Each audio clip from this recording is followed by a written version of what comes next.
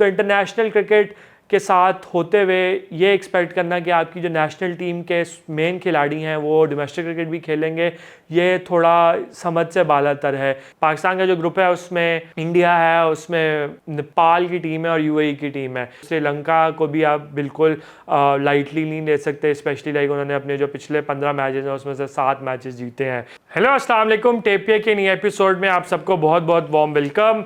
आज के एपिसोड हम में सारे स्पोर्ट्स पे डिस्कस करेंगे बिकॉज सब खेलों से हमारे पास मुख्तलिफ़ किस्म की ख़बरें हैं।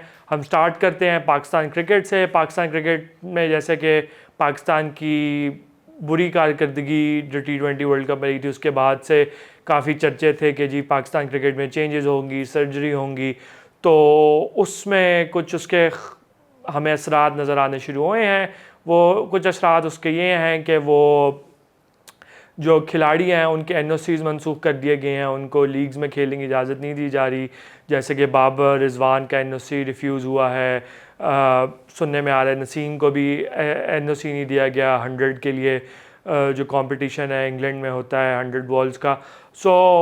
एक तो ये नज़र आ रहा है। दूसरा फिर और भी कुछ मीटिंग्स हुई हैं नेशनल क्रिकेट एकेडमी में जिसमें और भी कई स्टेप्स लिए गए हैं, तो जिसमें यह है कि मैंडेटरी किया जाएगा कि पाकिस्तान के खिलाड़ी जो हैं वो डोमेस्टिक क्रिकेट खेलें और उसकी बेसिस पे उनको जो है वो सेंट्रल कॉन्ट्रैक्ट्स और नेशनल टीम में सेलेक्ट किया जाएगा। उसके साथ ही ये भी कहा गया है कि जो सेंट्रल कॉन्ट्रैक्ट्स हैं उनमें हर 3 महीने बाद फिटनेस टेस्ट होंगे और उसकी बेसिस पे फिर देखा जाएगा क्या कोई खिलाड़ी एलिजिबल है सेंट्रल कॉन्ट्रैक्ट के लिए, और वो क्या अगर वो फिटनेस लेवल नहीं मेंटेन करता तो उससे फिर क्या उसका सेंट्रल कॉन्ट्रैक्ट रिवोक हो जाएगा। ऑल्दो इन एसेंस तो ये सब बातें अच्छी हैं कि जी डोमेस्टिक क्रिकेट खेलनी चाहिए, फ़िटनेस पे फोकस होना चाहिए, which is very good and we should appreciate them. But उसमें जो मसला है, फॉर इंस्टेंस जो डोमेस्टिक क्रिकेट खेलने की बात है कि आपकी जो नेशनल टीम के खिलाड़ी हैं वो डोमेस्टिक क्रिकेट खेले, उसमें जो मसला आ जाता है वो मसला ये आ जाता है कि जिस तरह पाकिस्तान का जो ये सीज़न है क्रिकेट का अगले साल का वो अगस्त में स्टार्ट होगा, जो कि स्टार्ट हो रहा है पाकिस्तान की बांग्लादेश के साथ सीरीज़ के साथ। उसके बाद अक्टूबर में इंग्लैंड ने आना है, पाकिस्तान 3 टेस्ट मैचेस खेलने, फिर उसके बाद पाकिस्तान ने ऑस्ट्रेलिया जाना है अक्टूबर नवंबर में, ODIs खेल लें, T20s खेल लें, फिर पाकिस्तान ने साउथ अफ्रीका जाना है, वहाँ पे ODIs T20s खेलने हैं साथ, फिर 2 टेस्ट मैचेस हैं। उसके बाद वेस्ट इंडीज़ ने आ जाना है पाकिस्तान में जनवरी में, एंड आफ्टर दैट पाकिस्तान ने ट्राई सीरीज़ में पार्टिसिपेट करना है, चैम्पियंस ट्रॉफी होगी, PSL होगी। अभी कल ही अनाउंस हुआ है कि पाकिस्तान मार्च में न्यूजीलैंड का भी टूर करेगा फॉर 5 ODIs एंड 5 T20s। तो इसका मतलब है कि अगस्त से लेके अगले मार्च तक पाकिस्तान की जो नेशनल टीम है उसका बिल्कुल पैक्ड स्केड्यूल होगा। हर महीने कोई ना कोई क्रिकेट जो है वो पाकिस्तान की जो मेन खिलाड़ी हैं उन्होंने खेलनी होंगी। तो उस सारे के होते हुए आप कैसे एक्सपेक्ट कर सकते हैं कि वो खिलाड़ी जो हैं वो डोमेस्टिक भी खेलें। आई कैन अंडरस्टैंड कि जो खिलाड़ी नहीं सिलेक्ट हुई टीम में वो तो नहीं वो उनके लिए तो खेलना मैंडेटरी होना चाहिए, बट जो खिलाड़ी नहीं सिलेक्ट टीम के साथ हैं वो तो उनके लिए इम्पॉसिबल होगा कि वो डोमेस्टिक क्रिकेट खेलें, स्पेशली जो कि इंटरनेशनल क्रिकेट का उन पर बर्डन होगा। तो इंटरनेशनल क्रिकेट के साथ होते हुए ये एक्सपेक्ट करना कि आपकी जो नेशनल टीम के मेन खिलाड़ी हैं वो डोमेस्टिक क्रिकेट भी खेलेंगे, ये थोड़ा समझ से बालातर है कि आप उनको किस तरह उस पर जज करेंगे या फरकेंगे या कैसे उनको इंश्योर करेंगे कि वो खेल रहे हैं। क्योंकि अगर वो इतनी इंटरनेशनल क्रिकेट खेल रहे हैं लगातार अगस्त से लेके मार्च तक, तो उस ड्यूरेशन में उनके वर्कलोड भी मैनेज करना होगा, ये इंश्योर करना होगा कि वो कहीं ओवर बर्डन ना हो जाएं, जितनी उनकी स्टेमिना है या जितनी उनकी बॉडी रिक्वायरमेंट्स है उससे ज़्यादा उनको क्रिकेट ना खेली जाए। तो इसलिए ये मैंडेटरी करना for the national team players के वो हर सूरत खेलेंगे तो इट इज़ नॉट राइट। और उसको आपने फिर लिंक कर दिया है जो NOCs आप फ्रेंचाइज लीग्स के लिए देंगे, तो ये एक बहुत पुराना माइंडसेट है कि जी डोमेस्टिक क्रिकेट खेलें आप, फ्रेंचाइज क्रिकेट ना खेलें, लीग्स ना खेलें। फॉर इंस्टेंस एक जिस तरह आप नसीम, आई कैन अंडरस्टैंड कि आप नसीम जो है वो पाकिस्तान का मेन फास्ट बॉलर है और आगे टेस्ट मैचेस आ रहे हैं तो टेस्ट मैचेस के लिए ही शुड बी फिट एंड उसका वर्कलोड मैनेज होना चाहिए। Naseem is injury prone as well, तो उसको हम 100 में नहीं खेलने देंगे। बट उसके बाद फिर बात आ जाती है कि क्या आप उसको कंपनसेट करेंगे कि जो मुआवजा उसको 100 में खेलने का मिलेगा उसके लिए आप क्या उसको एक्स्ट्रा पैसे देंगे, क्योंकि ऑस्ट्रेलिया है, या ऑस्ट्रेलिया अगर देखें तो उनके जो फास्ट बॉलर्स थे like PAT Cummins, Mitchell Starc, Josh Hazlewood, वो काफ़ी साल IPL उन्होंने नहीं खेली। वो IPL जब नहीं खेल रहे थे तो क्रिकेट बोर्ड उनको एक्स्ट्रा उनको पैसे देता था, एक्स्ट्रा पे करता था, ताकि जो उनके टॉप एथलीट है वो उसको इंश्योर कर सकें कि वो IPL ना खेले और अपनी जो टेस्ट क्रिकेट है या जो नेशनल टीम की ड्यूटीज़ हैं उनको पहले अहमियत दें। तो पाकिस्तान भी अगर चाहता है कि उसके खिलाड़ी जो हैं वो अहमियत दें कि जी वो नेशनल टीम को पहले रखें, तो उसके लिए आप उनको मुआवजा भी उतना ही देना पड़ेगा ताकि उनको कोई किसी किस्म का कोई प्रॉब्लम ना हो। फिर आप उनसे एक्सपेक्ट कर सकते हैं कि वो ये लीग्स और ये ना खेलें।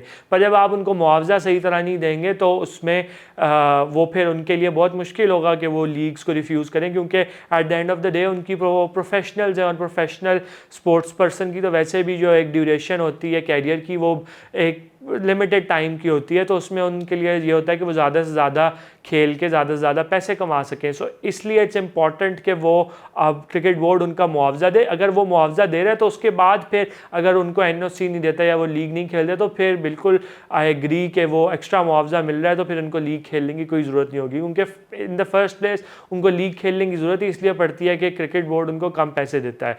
और इसमें जो पॉइंट कई लोग कहते हैं कि जिनकी कारकर्दगी देखें जी वो कारकर्दगी बहुत बुरी है, वो इस तरह है, तो इसी तरह है कि बहुत सी टीम्स हैं वो उनकी कारकर्दगी बुरी हो जाती है, लाइक वो वर्ल्ड कप में पहले राउंड में बाहर हो जाते हैं, तो इसका ये मतलब थोड़ी है कि वो उनके खिलाड़ी जो हैं उनको पैसे देने बुरे कम करने लग जाएं। ये वही मिसाल है कि अगर आप के कोई किसी कंपनी में काम करते हैं तो उसमें अगर आप कोई थोड़ा बहुत ऊंच नीच हो भी जाती है आपके काम में, तो उसमें ये नहीं होता कि आपको वो स्ट्रेट अवे ये कहते हैं कि जी आप को हम तनख्वाह नहीं देंगे अगले महीने। आपको ऑब्वियसली कुछ सर्व किया जाता है कि जी आप अपनी कारकर्दगी को बेहतर करें, या आप अगर अच्छी कारकर्दगी नहीं दिखाते तो आपकी या कोई और बंदा आ जाता है बट उसको पैसे तो वो सेम मिलते हैं। ये नहीं होता कि उसको पैसे ऑल टुगेदर मिलना छोड़ दें। तो स्पोर्ट्स पर्सन के साथ भी ये होना चाहिए कि अगर उनको उनकी कारकर्दगी जो है वो अच्छी नहीं है तो आप उनका कॉन्ट्रैक्ट डिमोट कर दें, बट उनके पैसे बंद करना या कम करना is not the right thing to do.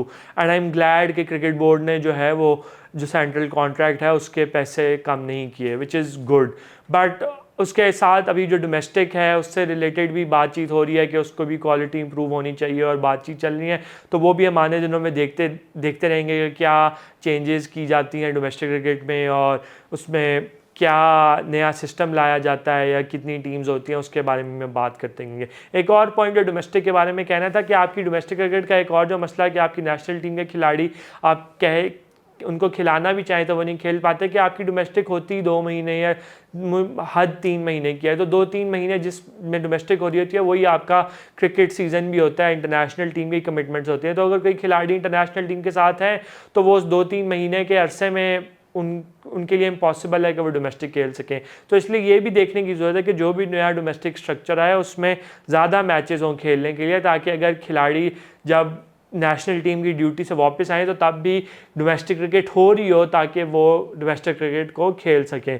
अक्सर औकात ये होता है कि खिलाड़ी तो फारिग होते हैं पर डोमेस्टिक क्रिकेट के मैचेस ही नहीं हो रहे होते उन दिनों में, तो इसलिए जो स्केड्यूलिंग है डोमेस्टिक क्रिकेट की वो भी इस तरह की करने की ज़रूरत है कि वो आपकी जो नेशनल टीम है उसकी कमिटमेंट के को फॉलो करते हुए हों कि जब नेशनल टीम की ज़्यादा कमिटमेंट ना हो तब ज़्यादा डोमेस्टिक क्रिकेट हो रही हो, ताकि ज़्यादा से ज़्यादा आपके नेशनल टीम के खिलाड़ी उसमें पार्टिसिपेट कर सकें। यह तो होगी पाकिस्तान मेंस क्रिकेट टीम की बात। हम वुमेंस क्रिकेट की तरफ चलते हैं। तो वुमेंस एशिया कप कल से स्टार्ट हो रहा है, श्रीलंका में शुरू हो रहा है, दम्बूला में मैचेस होंगे। 8 टीमें इसमें पार्टिसिपेट कर रही हैं, जिसमें India, Pakistan, Sri Lanka, Bangladesh, Thailand, Malaysia, Nepal and UAE की टीम्स हैं। पाकिस्तान जो है वो ग्रुप ए में है। पाकिस्तान के ग्रुप में इंडिया, नेपाल एंड UAE की टीम्स हैं। जो ग्रुप बी है उसमें Sri Lanka, Bangladesh, Thailand and Malaysia की टीम्स हैं। सो अगर हम बात करें लाइक ओवरऑल टूर्नामेंट के बारे में, थोड़ा उसका प्रीव्यू दे दें, तो जो टूर्नामेंट 2005-06 में स्टार्ट हुआ था, तब जब इनिशियली था तो सिर्फ इंडिया और श्रीलंका ने खेला था। उसके बाद फिर पाकिस्तान की टीम 2006 में डेब्यू किया था, फिर 3 टीम टूर्नामेंट हो गया। उसके बाद 2008 ऑनवर्ड्स ये 4 टीम टूर्नामेंट हो गया। एंड ओवर द ईयर्स उसमें जो है टीम्स जो हैं वो आती गई हैं। जो लास्ट टूर्नामेंट हुआ था वो 8 टीम्स का था, उसमें थाईलैंड की टीम ने भी पार्टिसिपेट किया था, मलेशिया की टीम भी थी। तो अब हम देख रहे हैं कि कैसे जो है वुमेंस क्रिकेट भी वो एक्सपैंड कर रही है। पाकिस्तान का जो ग्रुप है उसमें इंडिया है, उसमें नेपाल की टीम है और यूएई की टीम है। और अगर हम देखें तो जो ओवरऑल वुमेंस क्रिकेट में कंपटीशन है वो बढ़ता जा रहा है। स्पेशली लाइक पहले सिर्फ इंडिया या श्रीलंका या पाकिस्तान अच्छी टीम्स होती थी या बांग्लादेश अच्छी टीम होती थी, पर अब और भी अच्छी टीम्स आने लग गई हैं। जिस तरह यूएई की टीम है जो कि एसोसिएट साइड है, इसी तरह उन्होंने बहुत अच्छी कारकर्दगी दिखाई है अभी पिछले कुछ अरसे में। अभी वो जो एसीसी का प्रीमियर कप था उसके फाइनल उन्होंने वो जीता है। इसी तरह जो वर्ल्ड कप क्वालिफायर था उसमें भी उन्होंने श्रीलंका को काफ़ी टफ कंपटीशन दिया था, ऑल्दो श्रीलंका जीत गया। लाइक टूर्नामेंट के लिए जो फेवरेट्स हैं उसमें तो इंडिया ही फेवरेट है, बिकॉज वो एक तो उनका एक्सपीरियंस ज़्यादा है। They are coming on the back of, although उन्होंने अभी जो साउथ अफ्रीका के अगेंस्ट सीरीज़ है वो 1-1 से ड्रॉ की है, पर उससे पहले वो बांग्लादेश से जो है 5-0 से सीरीज़ जीत चुके हैं। तो इंडिया स्टार्टेड फेवरेट, स्पेशली जो उनका वुमेंस प्रीमियर लीग का एक्सपीरियंस है और ओवरऑल उनका जो बाकी दुनिया में भी क्रिकेट खेलने का एक्सपीरियंस है वो काफ़ी ज़्यादा है। तो India stars eight one of the favourite. Sri Lanka को भी आप आउटलुक नहीं कर सकते। श्रीलंका की टीम भी बहुत अच्छी कारकर्दगी दिखा रही है पिछले काफ़ी अरसे में under the captaincy of Chamari Athapaththu, जो उनकी कैप्टन है। बहुत बेहतरीन उनका ये साल रहा है। इसी तरह उनके और भी जो खिलाड़ी हैं उन्होंने भी अच्छी परफॉर्मेंस दी है और वी आर कंटिन्यूइंग टू सी कि अब वो एक लाइक पहले कुछ क्रिटिक्स कहते थे कि it is a 1% team, but अब we have seen that how other players have also started to step up to perform for Sri Lankan team. तो श्रीलंका को भी आप बिल्कुल लाइटली नहीं ले सकते, स्पेशली लाइक उन्होंने अपने जो पिछले 15 मैचेस हैं उसमें से 7 मैचेस जीते हैं।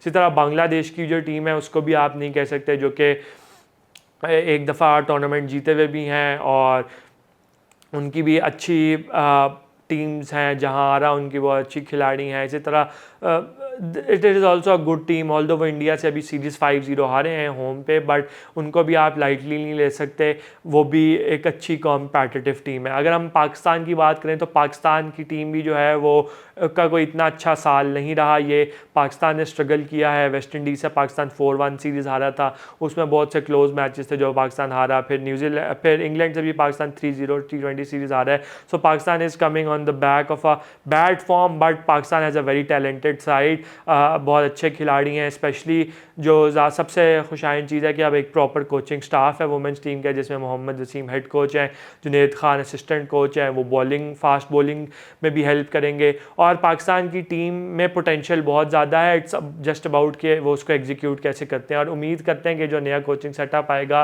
ये एक अच्छा माइंड सेट लेके आएगा। बिकॉज हमने देखा कि वेस्ट इंडीज़ वाली सीरीज़ या इंग्लैंड वाली सीरीज़, उसमें इन पैचेस पाकिस्तान टीम की कारकर्दगी अच्छी थी, बट मसला यही आता था एट टाइम्स के पाकिस्तान जब क्रंच मोमेंट्स होते थे तो उसमें प्रेशर या जो गेम अवेयरनेस है उसको सही तरह यूटिलाइज़ नहीं कर पाता था। और जैसे मोहम्मद वसीम ने अपनी प्री टूर प्रेस कॉन्फ्रेंस में भी कहा कि अभी बहुत ज़्यादा डोमेस्टिक गेम्स नहीं मिलती हमारी टीम को, तो उसमें इसलिए जितनी ज़्यादा डोमेस्टिक गेम्स आने वाले वक्त में मिलेंगी तो उतनी इम्प्रूव होती जाएंगी। But you can not also write off Pakistan.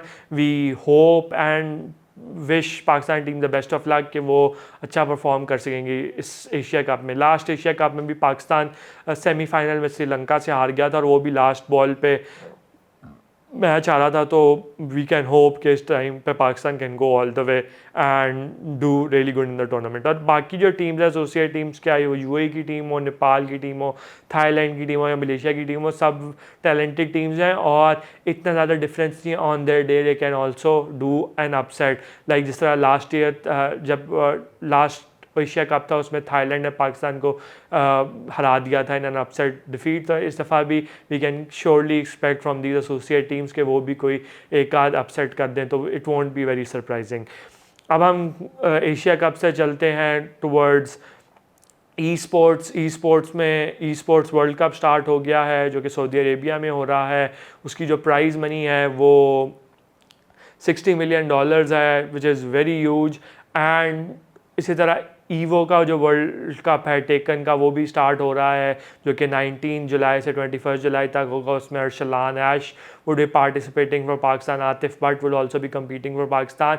And इसमें जो मैं पॉइंट मेंशन करने की थी कि E sports is one of the very neglected areas Pakistan में, जिसमें ज़्यादा बच्चों को आने की ज़रूरत है। बिकॉज जो हम देख रहे हैं कि जो ट्रेडिशनल हैं उसमें पहले ही बहुत ज़्यादा सैचुरेटेड है मार्केट। तो अगर इस तरह के ई स्पोर्ट्स, जिस तरह के हम देख रहे हैं कि $60 मिलियन की प्राइज़ मनी है, तो उसमें अगर बच्चे पार्टिसिपेट करेंगे स्पोर्ट्स में तो उनके लिए बहुत अच्छा कैरियर ऑप्शन बन सकता है। एक तो वीडियो गेम्स खेलनी होंगी, वीडियो गेम्स वैसे ही बच्चों को खेलनी बहुत पसंद होती हैं, और उसमें वो बहुत बड़ी अमाउंट ऑफ मनीज जो है वो जीत सकते हैं, जिससे ना सिर्फ उनका कैरियर बन जाएगा, उनकी लाइफ चेंज हो जाएगी, बट उनके पूरे ख़ानदान और जो उनके इर्द गिर्द लोग हैं उनकी भी लाइफ चेंज होगी। तो इसलिए पेरेंट्स को ज़्यादा से ज़्यादा कोशिश करनी चाहिए कि वो इनकरेज करें अपने बच्चों को कि वो ई स्पोर्ट्स की तरफ आएँ, उनको अपॉर्चुनिटीज़ दें कि वो ई स्पोर्ट्स में पार्टिसिपेट कर सकें उसके लिए। बिकॉज अगर एक आप देखें ट्रेडिशनल जो एजुकेशन या वो होती है, उसमें भी एक सर्टन अमाउंट ऑफ आपको इन्वेस्टमेंट करनी पड़ती है अपने बच्चों में। तो वही अगर आप ई स्पोर्ट्स में भी शायद उससे कम इन्वेस्टमेंट करनी पड़े आपको in terms of monetary level, तो पाकिस्तान जैसा इतना बड़ा मुल्क है, वहाँ पे बहुत सारे जो पेरेंट्स हैं या बहुत सारे जो बच्चे हैं उनके लिए ये भी एक बहुत अच्छा कैरियर ऑप्शन बन सकता है, जो कि एक लाइफ चेंजिंग एक्सपीरियंस हो सकता है। अब इससे हम आ जाते हैं टुवर्ड्स फुटबॉल। फुटबॉल से थोड़ी डिसअपॉइंटिंग खबर है। डिसअपॉइंटिंग खबर ये है कि पाकिस्तान जो सैफ अंडर-20 चैम्पियनशिप है उसमें पाकिस्तान टीम की पार्टिसिपेशन नहीं कर पाएगा इस दफ़ा, जो कि बहुत ही अफसोसनाक बात है, जिस पे जो PFF की जो नॉर्मलाइजेशन कमेटी है उस पर क्रिटिसिज्म बनती है, बिकॉज लैक ऑफ फंड्स की बिना पे वो पार्टिसिपेट नहीं कर पाएंगे।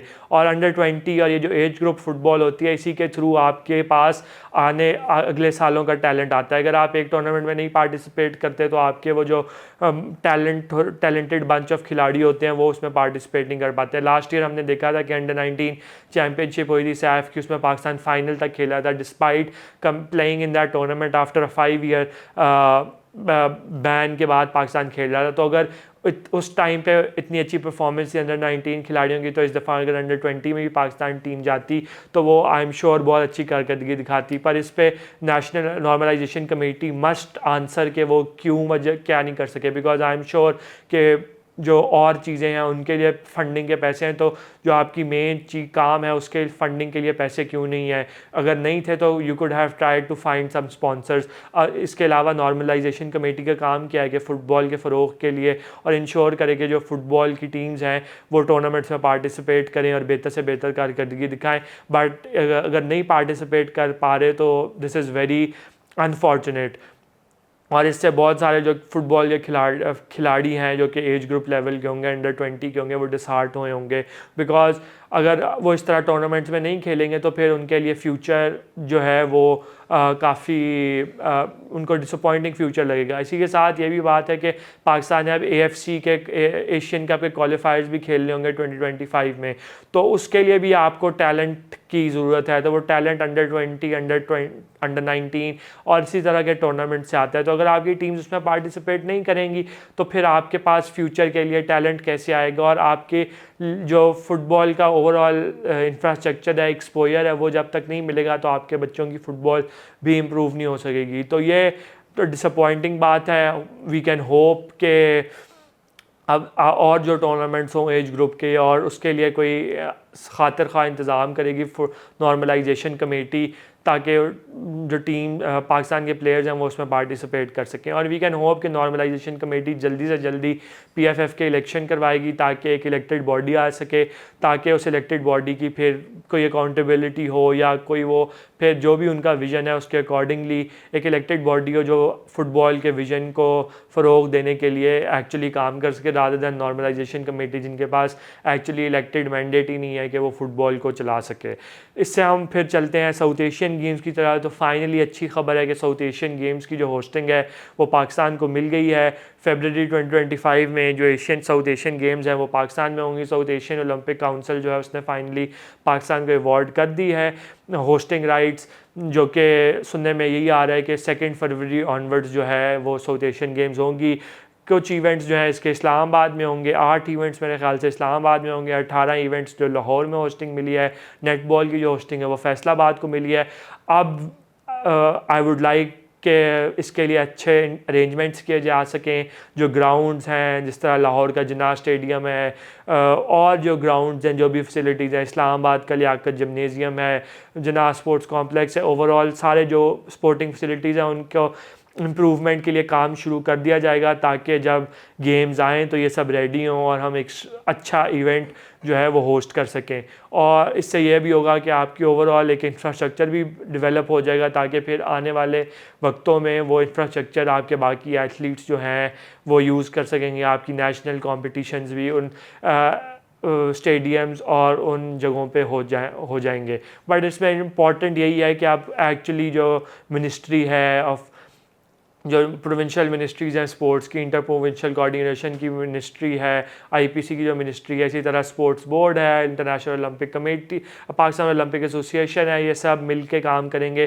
ताकि उसके लिए अच्छे अरेंजमेंट्स हो सकें और पाकिस्तान एक्चुअली सक्सेसफुली होस्ट कर सके कंपटीशन। ये ना हो कि हम 3 महीने बाद सुन रहे हों कि जो बिकॉज पाकिस्तान ने खातिर ख्वाह अरेंजमेंट्स नहीं किए तो उसकी वजह से जो होस्टिंग है पाकिस्तान से ले ली गई है और वो किसी और मुल्क को दे दी गई है। तो वी कैन होप कि Pakistan can successfully host the south Asian games अगले साल फरवरी में। ये थी आज की टेपे की एपिसोड। होपफुली आपको पसंद आई होगी। लाइक करें, शेयर करें, सब्सक्राइब करें, कमेंट करके हमें बताएं कि आपको कैसा लगा। अगर कोई आपका फीडबैक है तो हमारे साथ ज़रूर शेयर करें। अगली एपिसोड तक के लिए इजाज़त। अल्लाह हाफ़िज़।